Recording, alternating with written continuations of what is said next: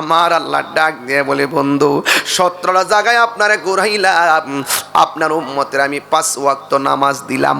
এই 5 ওয়াক্ত নামাজের ভিতরে ফজর নামাজের ফরজ হলো 2 রাকাত, জোহর নামাজের ফরজ হলো 4 রাকাত, 2 আর 4 হলো 6, আসর নামাজের ফরজ হলো 4 রাকাত, 6 আর 4 হলো 10, মাগরিবের ফরজ হলো 3 রাকাত, 10 আর 3 হলো 13, এশারের নামাজের ফরজ হলো 4 রাকাত, 13 আর 4 হলো 17।